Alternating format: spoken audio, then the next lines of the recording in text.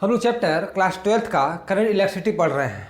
इस current electricity chapter में हम लोग करंट पढ़ चुके हैं, ठीक। फिर हम लोगों ने करंट कैसे फ्लो होता है ये देखा, मैकेनिज्म देखा। पिछले लेक्चर में हम लोगों ने मैकेनिज्म देखा कि कैसे इलेक्ट्रॉन्स का फ्लो होता है, उसमें ड्रिफ्ट वेलोसिटी क्या होती है, कैसे इलेक्ट्रॉन्स फ्लो होते हैं, उसका पूरा डेरिवेशन देखा।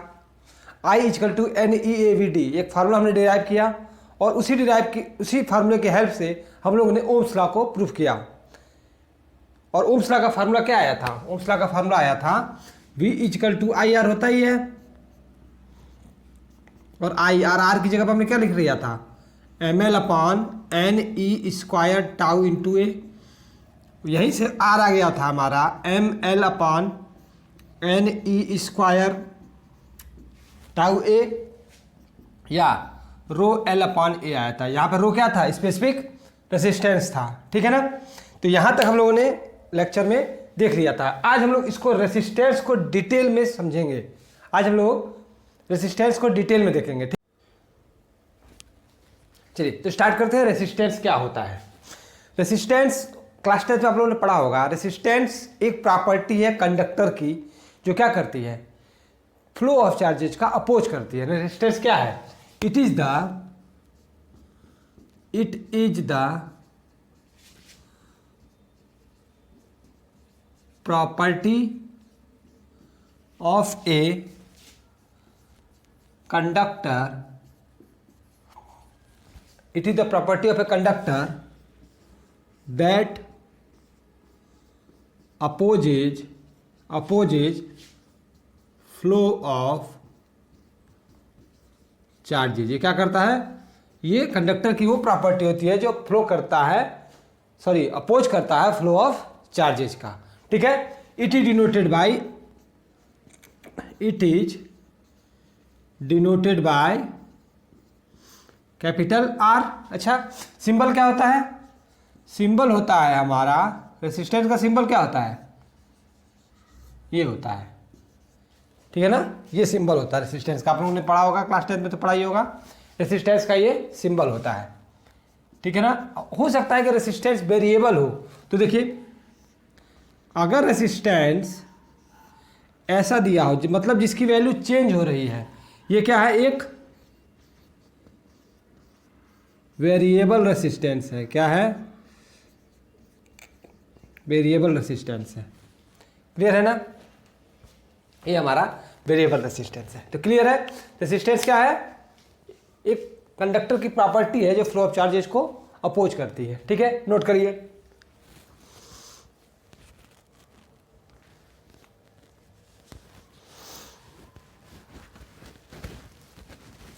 चलिए, ठीक है। अच्छा, जैसा कि हम लोग ओम्स लॉ में देख चुके हैं कि R = क्या आया था? R = आया था ml/ne² टाउ इंटू ए। यहाँ से इसको मैं ρl/a भी लिख सकता हूँ। यानी रेसिस्टेंस का हमारा एक फार्मूला ये हो गया और एक फार्मूला ये हो गया। क्लियर है? रेसिस्टेंस के दो फार्मूले आ गए। जहाँ पे रो क्या है? रो क्या है? रेसिस्टिविटी है। रो क्या है? रेसिस्टिविटी है। और क्या कह सकते हैं इसको? और इसको कहते हैं स्पेसिफिक रेसिस्टेंस। Specific resistance. और ये किस पर डिपेंड करता है? मटेरियल पर डिपेंड करता है कि किस मटेरियल का कंडक्टर है। वो गोल्ड है, वो सिल्वर है, वो कॉपर है, वो एल्युमिनियम है। किस मटेरियल का बना हुआ कंडक्टर है, उसकी रेसिस्टिविटी होती है, उसका स्पेसिफिक रेसिस्टेंस होता है। और वो एक कांस्टेंट वैल्यू होती है। स्पेसिफिक रेसिस्टेंस क्या होता है? एक कांस्टेंट वैल्यू होती है। ये हमेशा कांस्टेंट होता है, ठीक है। नोट करिए। ये देखते हैं रेसिस्टर क्या है। रेसिस्टर क्या है? जितने भी कंडक्टर्स हैं उनका रेसिस्टेंस बनाया जा सकता है। उनका क्या बनाया जा सकता है? रेसिस्टेंस बना सकता है। तो रेसिस्टर क्या है? रेसिस्टर है इट इज ए डिवाइस, एक डिवाइस है that opposes flow of current. ये क्या करती है? करंट को, फ्लो को अपोज करती है। और रेसिस्टेंस क्या है? रेसिस्टेंस जो है, resistance is the resistance is the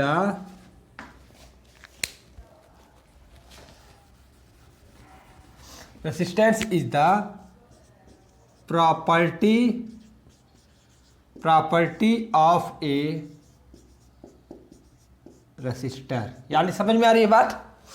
जो भी मैं कह रहा हूं कि कंडक्टर है, कंडक्टर की एक प्रॉपर्टी है रेसिस्टेंस, और जिस कंडक्टर से मिलकर डिवाइस बनाई जा रही है वही रेसिस्टर कहला रही है, और इसी रेसिस्टर की प्रॉपर्टी है रेसिस्टेंस। बात समझ में आ रही है? जो करती क्या है, फ्लो ऑफ करंट को क्या करती है, अपोज करती है, रोकती है। जो भी आपके मोबाइल वगैरह गर्म हो जाते हैं, जितने भी इलेक्ट्रॉनिक डिवाइस गर्म होता है, उसका एक रीजन और है, वो है रेसिस्टेंस ही है। ठीक है, क्लियर है? तो हम लोग रेसिस्टर कहेंगे या रेसिस्टेंस कहेंगे, बात एक ही है। रेसिस्टेंस प्रॉपर्टी है किसकी? रेसिस्टर की। यहां तक क्लियर है? नोट कर लीजिए।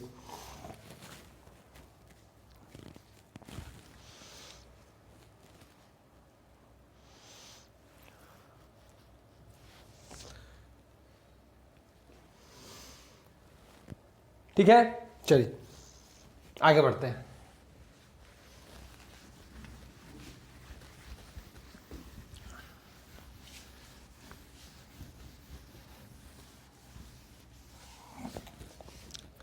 अब हम लोग नेक्स्ट हेडिंग डालिए, रेसिस्टिविटी। रेसिस्टिविटी हेडिंग डालिए, रेसिस्टिविटी।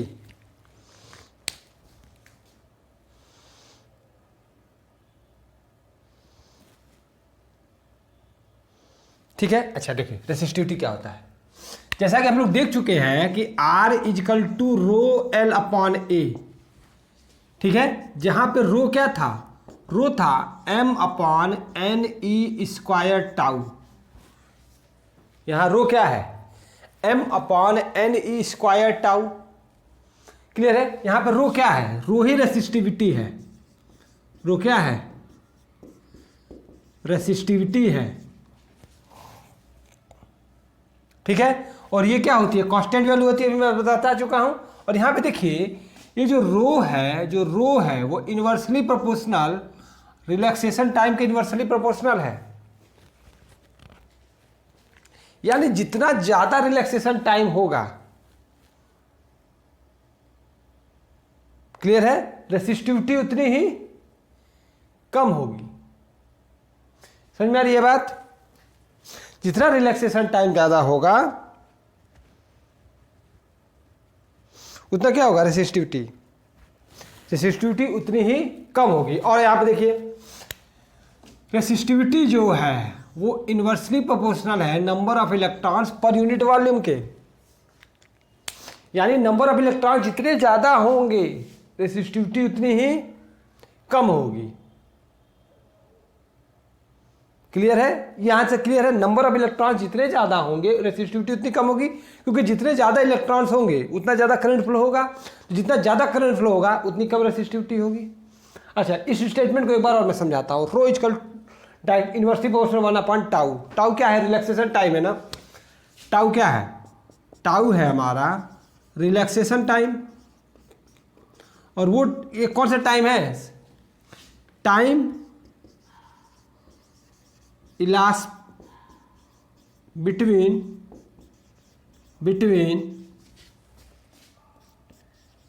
To successive collision. ठीक है ना? तो ये बताइए जब टाइम बढ़ेगा, जब टाउ बढ़ेगा यानी कोलिजन क्या होगा? यानी कोलिजन क्या होगा? कोलिजन घटेगा ना। यानी जल्दी कोलिजन नहीं हो रहा है, जल्दी वो टकरा नहीं रहे हैं। और जब कोलिजन घटेगा तो रेसिस्टिविटी क्या होगी? घटेगी। बात समझ में आ रही है? जब टाउ बढ़ेगा तो कोलिजन क्या होगा? घटेगा। और जब कोलिजन घटेगा तो रेसिस्टिविटी घटेगी। तो यहां तक क्लियर है? बात समझ में आ रही है? और यहां पे एक चीज और देखिए कि ये जो रेसिस्टिविटी है, रेसिस्टिव वो डायरेक्टली प्रोपोर्शनल टू मास होती है। ठीक है, पर यहां पे मास किस मटेरियल का बना हुआ है, वो कॉपर है, वो एल्युमिनियम है, वो क्या है, ठीक है। तो उस पर डिपेंड करता है, ठीक है ना।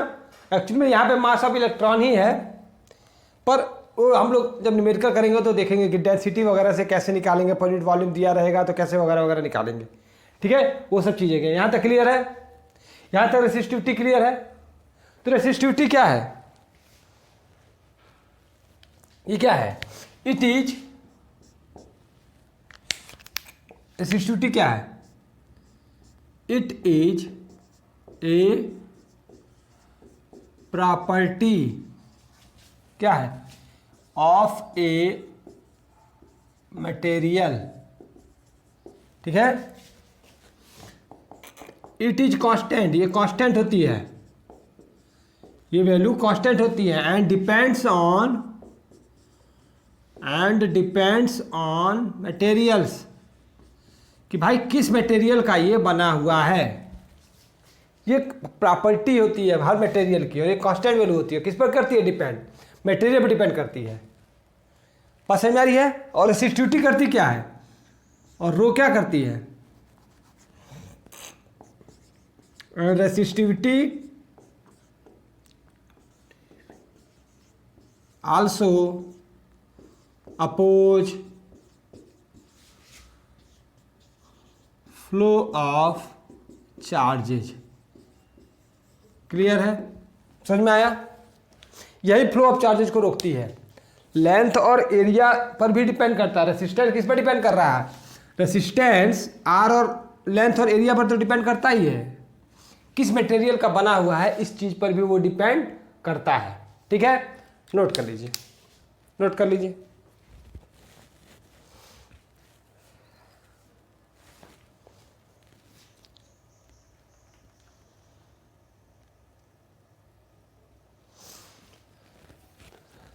चलिए आगे देखते हैं।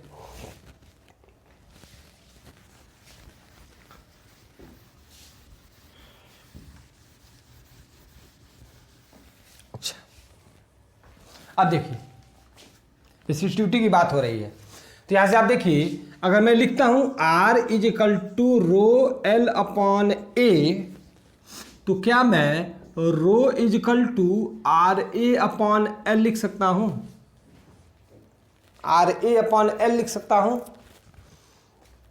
क्लियर है, अच्छा यहां तक क्लियर है। Rho is equal to RA upon L, ठीक। तो एक फार्मूला रेसिस्टिविटी का ये भी आता है,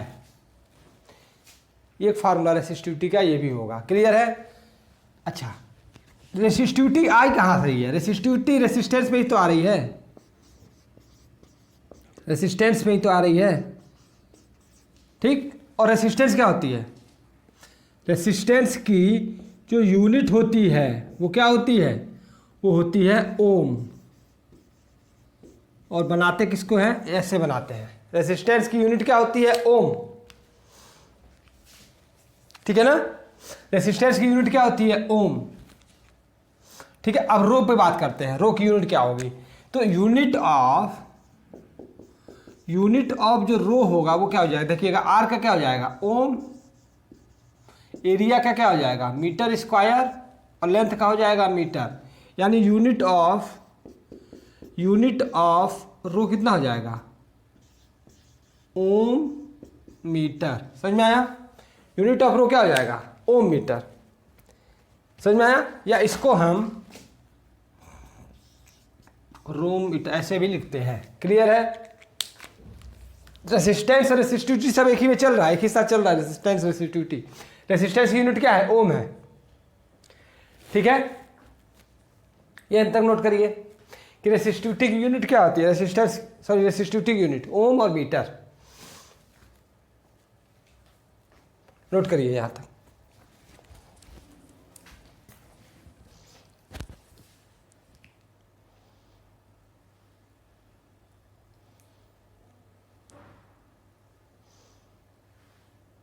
चलिए आगे देखते हैं, चलिए आगे देखते हैं।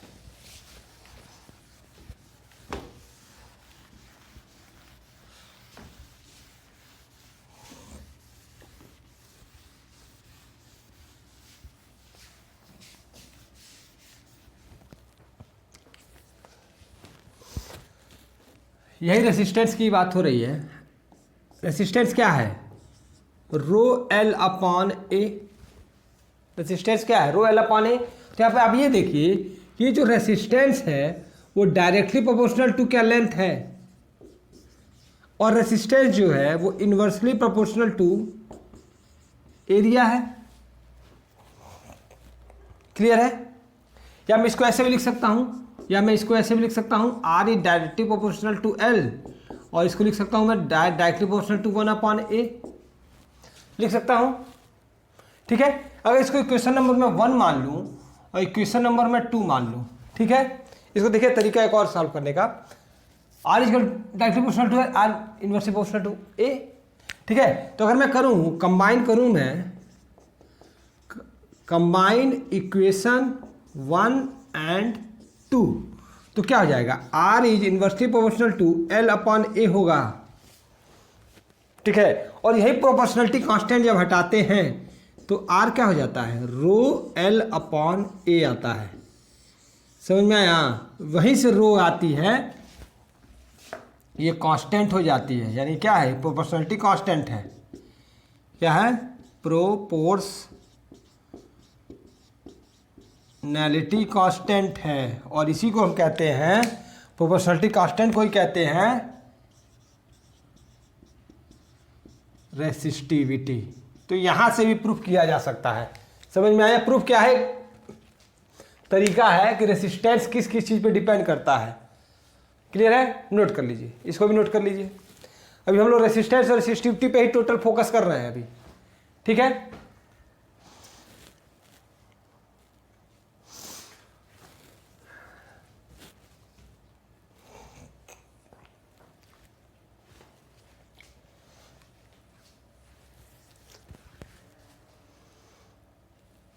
चलिए, हो गया होगा, मानता हूं मैं। ठीक है?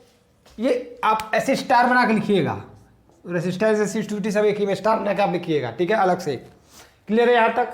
अच्छा, अब देखते हैं कि मैं लेंथ की जब बढ़ती जाती है तो रेसिस्टेंस कैसे बढ़ता जाता है। देखिए होता क्या है कि सपोज मान लीजिए कोई एक रेसिस्टेंस है 2 ओम का। अब मैं ये चाहता हूं कि इस रेसिस्टेंस को मैं एक्सचेंज ना करूं, मैं दूसरा रेसिस्टेंस ना लाऊं, मैं इसी रेसिस्टेंस में कुछ ऐसा करूं कि इसकी रेसिस्टेंस की वैल्यू चेंज हो जाए। क्या हो जाए? फिर से सुनिएगा, मैं एक रेसिस्टेंस ले रहा हूं, एक रेसिस्टेंस है जिसकी वैल्यू 2m है मान लीजिए।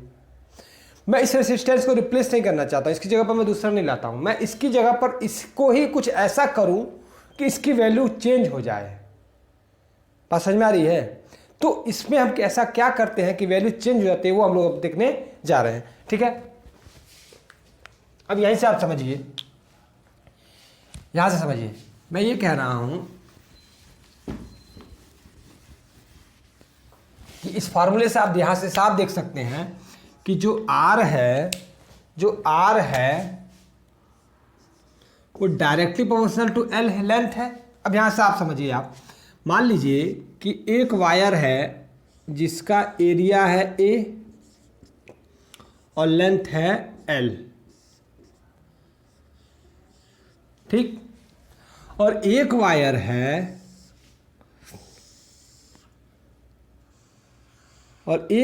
है जिसका एरिया A ही है पर लेंथ मान लिया 3L हो गया।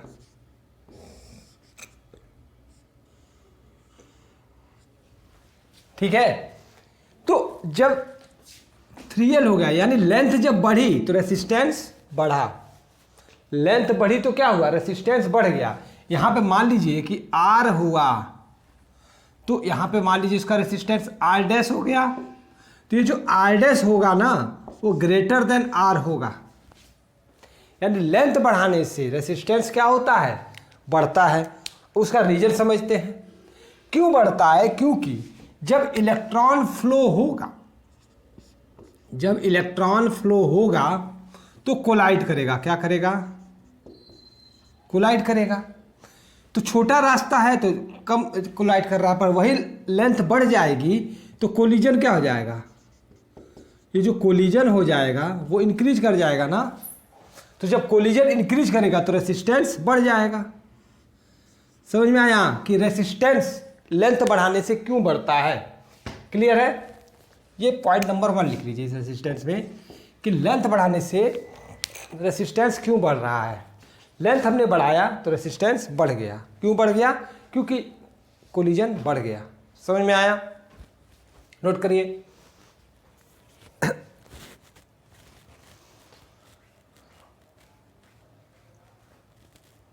चलिए अब दूसरा पॉइंट देखते हैं, एरिया। यानी जो रेसिस्टेंस होता है वो 1/A होता है ना, एरिया इन्वर्सली प्रोपोर्शनल होता है ना। अब इस बात को समझते हैं, देखिए कैसे इस बात समझते हैं। देखिए एक है लेंथ है L और एरिया है A, क्लियर। और इसका रेसिस्टेंस मैंने मान लिया R, क्लियर है। अब क्या हो गया, मैंने एक और रेसिस्टेंस बनाया, एक और रेसिस्टेंस बनाया जिसका बस मैंने एरिया बढ़ा दिया।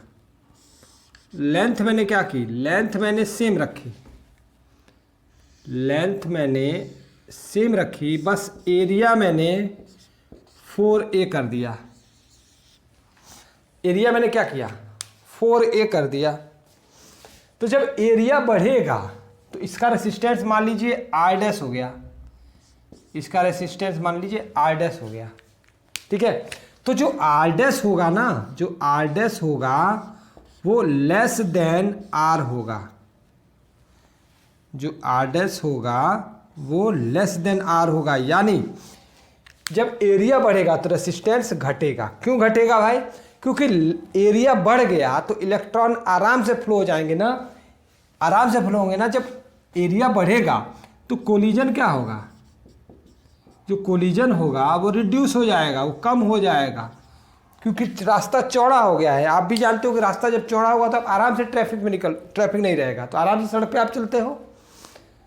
सिमिलरली वही केस है, इसमें भी है कि जब एरिया बढ़ेगा तो उसको अच्छा रास्ता मिल जाएगा, कोलिजन क्या होगा, रिड्यूस हो जाएगा, जिससे रेसिस्टेंस घट जाएगा। समझ में आया? दोनों बातों को आप लिख लीजिए।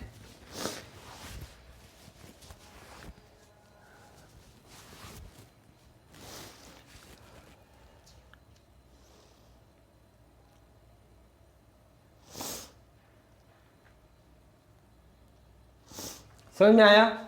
समझ में आया कि कैसे रेसिस्टेंस की वैल्यू चेंज हो सकती है। यानी अगर मैं ओम्स लॉ से बात करूं, ध्यान समझिएगा, अगर मैं ओम्स, यहाँ तक क्लियर? ओम्स लॉ में आप देखिएगा V = IR होता था, R = V/I होता था ना। पर R do not depend on V and I। बात समझ में आ रही है? ये सेक्शन अलग मैं लिख दिया हूँ। जो R होता है वो वोल्टेज और करंट पे डिपेंड नहीं करता है। रेसिस्टेंस किस पे डिपेंड करता है? रेसिस्टेंस लेंथ पे डिपेंड करता है, रेसिस्टेंस एरिया पे डिपेंड करता है, रेसिस्टेंस रेसिस्टिविटी पे डिपेंड करता है कि किस मटेरियल का वो बनाया गया है। समझ में आया? तो रेसिस्टेंस का पूरा कॉन्सेप्ट क्लियर है, रेसिस्टेंस का पूरा कॉन्सेप्ट क्लियर है, ठीक है। अब हम लोग आगे बढ़ते हैं, कंडक्टिविटी। रेसिस्टिविटी हमने पढ़ा, कंडक्टिविटी देखते हैं, ठीक है। चलिए मिटा दो, चलिए पॉज करके नोट कर लिया करिए।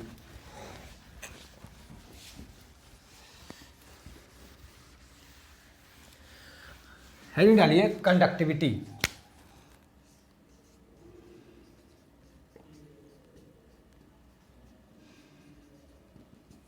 कंडक्टिविटी क्या होती है? आप लोग को पता होगा कि हर कंडक्टर करंट को आसानी से फ्लो कर लेता है।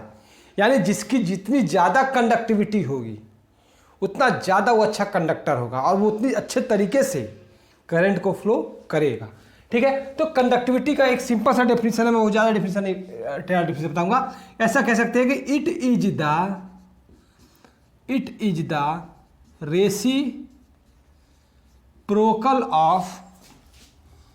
Reciprocal of resistivity. ये क्या होता है? रेसिस्टिविटी का रेसिप्रोकल होता है। यानी it is denoted by sigma, it is denoted bye, इसको कहते हैं सिग्मा। क्या कहते हैं? सिग्मा। यानी जो सिग्मा होता है वो 1/रो होता है, 1/रो होता है। यहाँ पे रो, ये क्या है, रो है, ये रो है, ठीक है ना। और रो है क्या, रो है रेसिस्टिविटी, और सिग्मा क्या है, सिग्मा है कंडक्टिविटी। समझ में आया? रो क्या है, रेसिस्टिविटी है, सिग्मा क्या है, कंडक्टिविटी है। सिंपल सा, इट इज द रेसिप्रोकल और रेसिस्टिविटी। क्लियर है? तो अच्छा, आपको पता है कि रो क्या होता है, रो होता है m/ne²τ, ठीक है। तो सिग्मा क्या हो जाएगा, सिग्मा हो जाएगा ne²τ/m। समझ में आया? This is the formula. एक और फार्मूला सिग्मा का क्या होता है, ne²τ/m। क्लियर? यहां तक नोट करिए।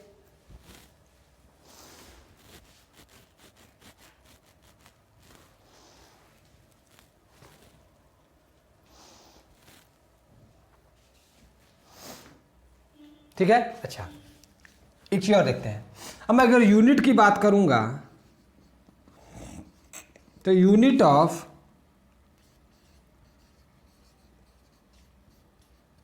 कंडक्टिविटी क्या हो जाएगा, 1/रो है ना, रो का क्या होता है, ओ मीटर ना, तो 1/ओ मीटर हो जाएगा ना।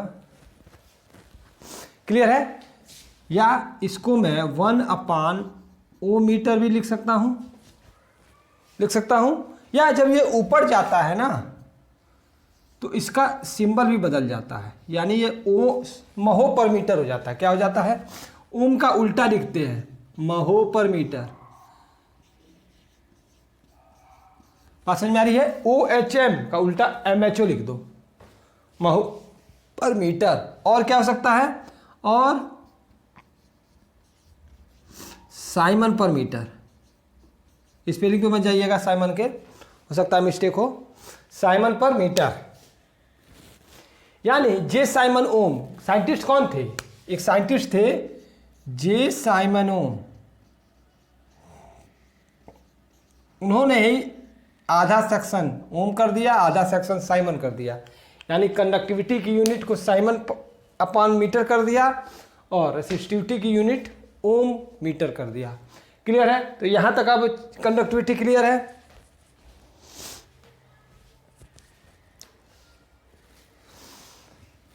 नोट कर लीजिए।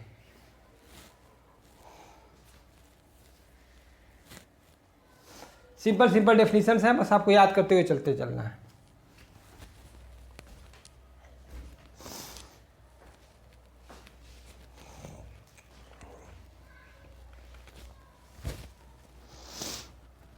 चलिए अब हम लोग नेक्स्ट टॉपिक स्टार्ट करते हैं, करंट डेंसिटी। पॉज करके नोट कर लिया करिए, मैंने कई बार कहा हूँ, हर बार कहता हूँ, पॉज करके नोट कर लिया करिए, ठीक है ना। किसी your next topic is, heading डालिए करंट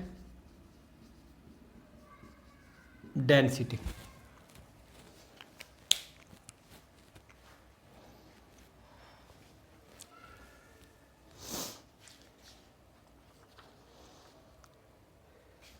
चलिए करंट कॉन्सेप्ट समझिए, करंट डेंसिटी होता है। करंट डेंसिटी को जे से डिनोट करते हैं, किसे डिनोट करते हैं, जे से डिनोट करते हैं। और करंट डेंसिटी होता है ratio of current upon area. Current density क्या होता है, ratio of current upon area. यानी करंट डेंसिटी कह सकते हैं, it is also defined as, it is defined as current flow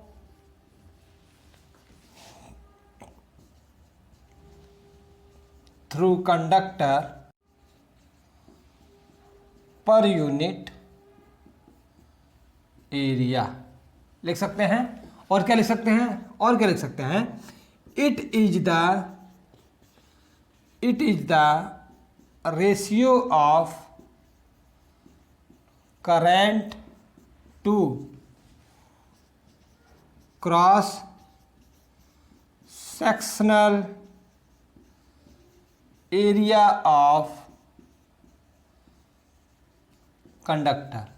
clear है ना? ये क्या होता है? करंट डेंसिटी होता है, it is the ratio of current to cross sectional area. यानी करंट डेंसिटी क्या होता है? करंट डेंसिटी होता है कि करंट पर यूनिट एरिया कितना फ्लो कर रहा है।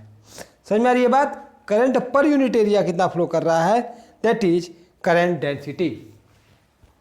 नोट कर लीजिए।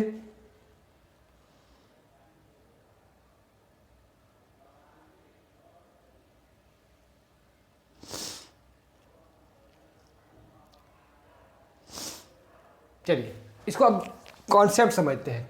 करंट का फार्मूला लिख लीजिए, J equal to I upon A. इसको कॉन्सेप्ट समझते हैं। आप लोगों ने इलेक्ट्रोस्टैटिक में इलेक्ट्रिक फ्लक्स पढ़ा होगा ना। इलेक्ट्रिक फ्लक्स क्या होता था? Number of electric field line passing through any area. Number of electric field line passing through any area. ठीक है, तो मैं मानता हूं कि एक कंडक्टर, ध्यान समझिएगा, इस कॉन्सेप्ट को समझिए।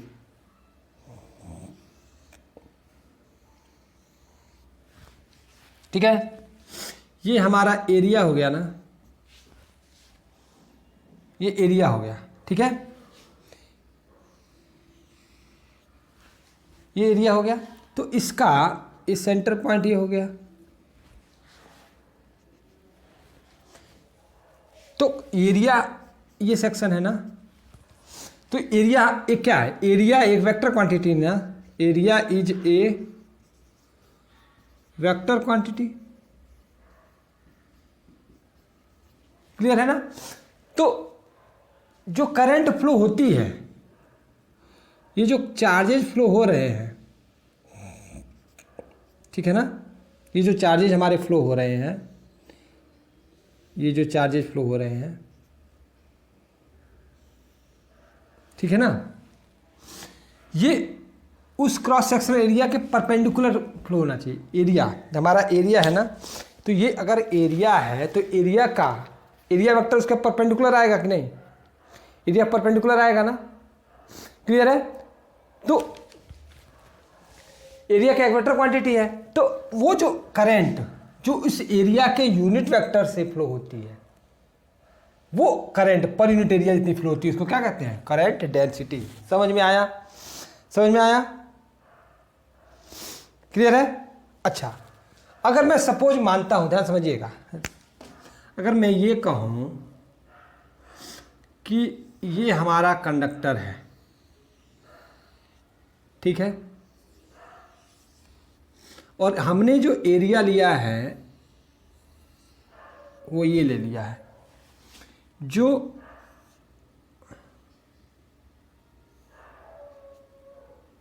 एंगल थीटा बना रहा है। समझ में आ रहा है बात? बात समझ में आ रही है? क्लियर है? तो एक्चुअल में ये है ए डैश। ठीक है, हमको चाहिए ये ना, हमको परपेंडिकुलर चाहिए ना, तो क्या लिखूंगा मैं? ए डैश कॉस थीटा। समझ में आ रही है बात? मैं क्या लिखूंगा? एक डैश कॉस थीटा ना। क्लियर है? तो इस सेक्शन के लिए क्या हो जाएगा? इस सेक्शन के लिए जो करंट हो जाएगी जे, वो क्या हो जाएगा? आई अपॉन, ये ना लो, ए डैश, ए ले लो, सॉरी ए ले लो इसको, तो ये ए कॉस थीटा हो गया ना, ए ले लो सही रहेगा, तो ए कॉस थीटा हो जाएगा। क्लियर है? ए कॉस थीटा हो गया। अगर यानी हमने ये जो एरिया था वो सीधा ना करके थोड़ा सा घुमा दिए, टिल्ट, तो देखिए एक आपको एक चीज़ें मैं समझाता हूँ। ये देखिए ऐसे ऐसे समझिए, ये जो पेन है वो करंट की डायरेक्शन है, और ये जो हमारा ब्लैक वाला है वो एरिया वेक्टर है, दोनों एक डायरेक्शन में थी। ठीक है, जो एरिया था वो सीधा था, जब एरिया थोड़ा सा टिल्ट हुआ, ऐसे हुआ या ऐसे हुआ, तो क्या इसका जो एरिया वेक्टर है वो उसकी डायरेक्शन बदल गई ना। अगर मैंने एरिया ऐसा ले लिया तो एरिया वेक्टर ही ऊपर की तरफ है, करंट की डायरेक्शन तो यही रहेगी। तो इनके बीच के एंगल जो थीटा है ना, हमको कौन सा चाहिए? ये वाला कंपोनेंट चाहिए ना, परपेंडिकुलर, एरिया का परपेंडिकुलर कंपोनेंट चाहिए। तो इसका इस डायरेक्शन में क्या आएगा? एक कॉस थीटा ही तो आएगा। ए कॉस थीटा आएगा। क्लियर है? तो वही चीज़ मैं लिखा हूँ, J equal to I upon A cos theta. इसके केस में है, इसके केस, सॉरी मैं इसके नीचे लिख दे रहा हूँ, वो बेटर रहेगा। यहाँ पे जो करंट होगा, यहाँ पे ये करंट की डायरेक्शन हो गई, यहाँ पे करंट की डायरेक्शन ये हो गई, ठीक है ना, करंट की डायरेक्शन ये हो गई। तो यहाँ पे जो जे हो जाएगा, वो जे क्या हो जाएगा, आई अपॉन, अब वो ए नहीं है, वो क्या हो जाएगा, ए कॉस थीटा हो जाएगा। समझ में आया? क्लियर है? इसके केस में जे क्या है, जे अपॉन आई अपॉन ए, यहाँ कॉस 0 डिग्री है। क्यों? क्योंकि दोनों का डायरेक्शन सेम है, करंट की भी डायरेक्शन सेम है और एरिया वेक्टर की भी डायरेक्शन सेम है। तो ए कॉस 0, तो यहाँ पे आई अपॉन ए आ गया, जबकि यहाँ पे कुछ एंगल मान लीजिए थीटा है, तो जे अपन क्या हो गया, आई अपॉन ए कॉस थीटा हो गया ना। तो यहाँ पे आई क्या आ गया, आई हो गया जे ए कॉस थीटा। समझ में आया? I equal to J A cos theta. तो क्या मैं आई को J vector dot A vector लिख सकता हूं? क्या मैं करंट को J vector dot A vector लिख सकता हूं? ये जे है, जे और आई में कंफ्यूज मत होइएगा, ठीक है ना। तो करंट डेंसिटी समझ में आई, यानी current flowing per unit area is called current density. समझ में आ रहा है? ये हमारा क्या है, ये हमारा डॉट है, ये डॉट है, यानी करंट डेंसिटी क्या हो गई, जे डॉट ए। चीज़ें क्लियर है? करंट डेंसिटी, इस यहीं से करंट आती है, यहीं से हम बता पाते हैं कि करंट क्या है, एक स्केलर क्वांटिटी है। यहीं से बता पाते हैं कि करंट क्या है, यहीं से बता पाते हैं कि करंट क्या है, करंट क्या है, स्केलर है, ठीक है ना। एक्चुअली में है तो टेंसर क्वांटिटी, पर हम कह सकते हैं कि वो क्या है, स्केलर क्वांटिटी। यहाँ से प्रूव कर सकते हैं। क्लियर है? समझ में आया करंट डेंसिटी? क्लियर? अच्छा, यूनिट क्या हो जाएगी,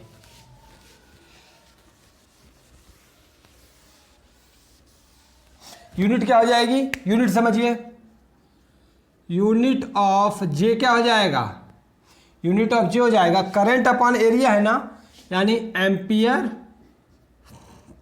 मीटर का पर metre square, ampere per metre square, या क्या लिख सकता हूं, एम्पियर पर मीटर स्क्वायर,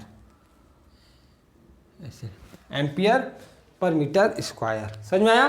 तो यूनिट ऑफ करंट डेंसिटी कितनी होती है, एम्पियर पर मीटर स्क्वायर।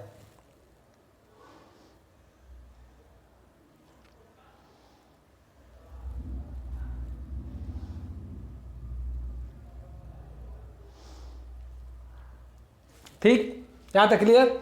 अच्छा, यहां तक क्लियर है। और हमने क्या देखा, I equal to J dot A. अच्छा, क्लियर है? समझ में आया? अब देखिएगा करंट डेंसिटी में यूनिट क्लियर है। अच्छा, आप देखिए, इफ एरिया है, एरिया इज यूनिफॉर्म, एरिया क्या है, अगर यूनिफॉर्म है तब तो आई इजकल टू क्या हो जाएगा, जे डॉट ए, जे डॉट ए या जे ए कॉस थीटा। क्लियर है? पर if area is non uniform, अगर एरिया क्या हो जाए, नॉन यूनिफॉर्म हो जाए, तब करंट निकालने का जो फार्मूला होता है उसको हम क्या करेंगे, इंटीग्रेट कर देंगे। किससे? J dot D A. तो ये जो फार्मूला होता है नॉन यूनिफॉर्म एरिया के लिए, वो होता है जे डॉट डी ए। समझ में आया? नॉन यूनिफॉर्म एरिया के लिए फार्मूला हम लिखते हैं जे डॉट डी ए। बात वही आ रही है, टोटल एरिया निकालना है। क्लियर है? J dot D A note कर लीजिए। तो करंट डेंसिटी क्लियर हुआ।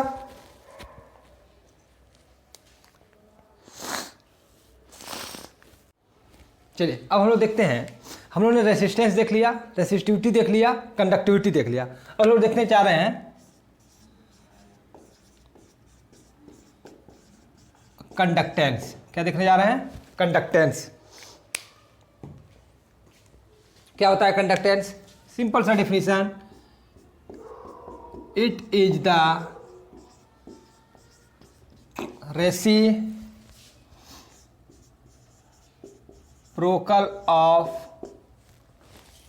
reciprocal of resistance. जैसे कंडक्टिविटी रेसिस्टिविटी की उल्टी थी, रेसिप्रोकल थी, सिमिलरली कंडक्टेंस रेसिस्टेंस का रेसिप्रोकल होता है। It is denoted by G, it is denoted by capital G, यानी कैपिटल जी क्या हो जाएगा? 1/r। समझ में आया? जी इक्वल टू 1/r। नोट कर लीजिए।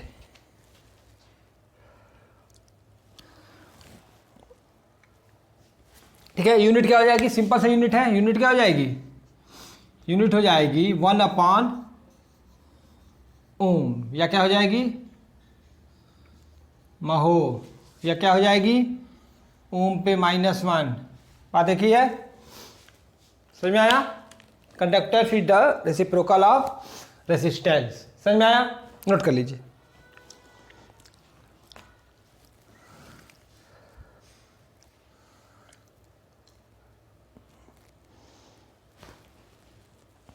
चलिए अब लोग नेक्स्ट टॉपिक देखने जा रहे हैं, Ohm's law in vector form. Ohm's law in vector form. Ohm's law in vector form. Ohm's law in vector form, ठीक है ना? कि वेक्टर फॉर्म में ओम्स लॉ क्या होता है? तो अभी तक हम लोग जो पढ़ा V बराबर IR, वो क्या था? वो स्केलर फॉर्म था। वो क्या था?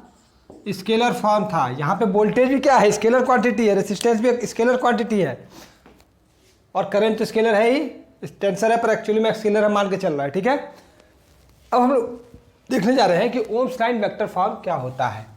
ठीक है, अच्छा आप लोगों का मैं पूरा डेरिवेशन फिर से नहीं बताऊंगा। आपको पता है कि as we know I is equal to NEAVD, ये होता है। I is equal to NEAVD होता है ना? अच्छा, I is equal to NEAVD की जगह पर क्या मैं A टाउ लिख दूँ? VD की जगह पे मैं A इंटू टाउ लिख दूँ, VD की जगह पे। अच्छा, NEA टाउ एक तरफ हो गया। A की जगह पर क्या मैं EE/m लिख दूँ? EE/m लिख दूँ। क्लियर है? अच्छा, यहाँ देखिए, अब हमारा क्या बन गया? NE² A टाउ/m इंटू E हो गया ना। अब हमारा I क्या हो गया? हमारा I हो गया capital I equal to NE² A टाउ/m हो गया ना। अच्छा, अब मैं क्या करूं? I/A कर दूं तो क्या हो जाएगा? NE² टाउ/m इंटू E हो गया ना। और I/A होता क्या है? Current density. I/A क्या होता है? करंट डेंसिटी होता है। यानी अब हमारा जो J हो गया, वो J क्या हो गया? NE² टाउ/m into E। क्लियर? अच्छा, NE² टाउ/m होता क्या है? ये सिग्मा A है, सिग्मा है ना। NE² टाउ/m क्या ये कंडक्टिविटी है? ये मैं बता चुका हूँ। क्या ये कंडक्टिविटी है? और अगर इसको वेक्टर फॉर्म में लिखना होगा तो कैसे लिखेंगे? J is equal to sigma E पे vector. This is the vector form of Ohm's law. इसके बाद हम इधर गए हैं, नोट कर लीजिए। सिंपल था, सिंपल था ना।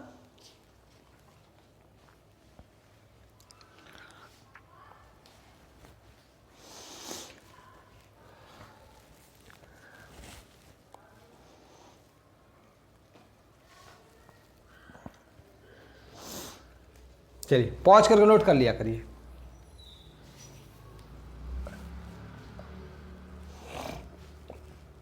ठीक है।